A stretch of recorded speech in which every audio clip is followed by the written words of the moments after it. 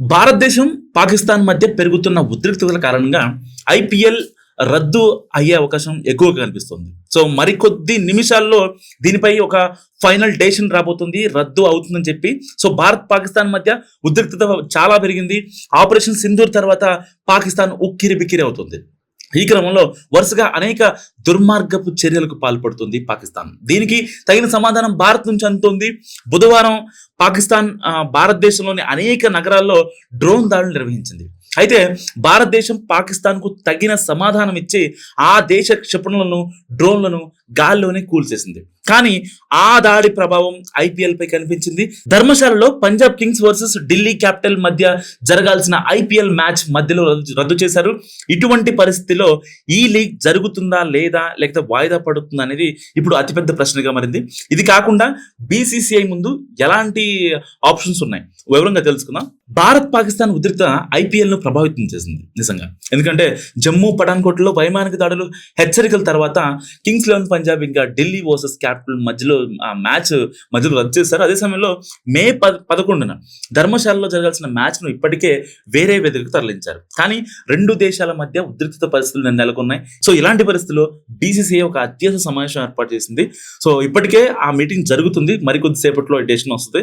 Match confirm గా రద్దే చేస్తారు. ఎందుకంటే ఇంకా ఐపీఎల్ కానీ ఇటు పాలక మండలి మొత్తం చాలా కీలక సమావేశం ఏర్పాటు చేసి దీనిపై ఈ రోజు తుది నిర్ణయం వస్తుంది. బీసీసీఐ ముందున్న ఆప్షన్లు ఏంటంటే, ఒక రకం చెప్పుకోవాలంటే సైన్యం పాకిస్తాన్ మధ్య ఘర్షణ పరిస్థితిని దృష్టిలో ఉంచుకొని ఐపీఎల్ కొనసాగుతుందా లేని దానిపై నిర్ణయం తీసుకునే ముందు ప్రభుత్వం సూచనల కోసం ఎదురు చూస్తున్నామని ఐపీఎల్ చైర్మన్ అరుణ్ ధమల్ గురువారం చెప్పారు. ఇటువంటి పరిస్థితిలో ఐపీఎల్ ను ఆడాలా లేదా వాయిదా వేయాలా అనేది ప్రభుత్వం చేతుల్లో ఉంటుంది. అయితే ఈ సీజన్ ను ఎలాగైనా పూర్తి చేయడానికి బీసీసీఐ తన శాయశక్తులా ప్రయత్నించవచ్చు.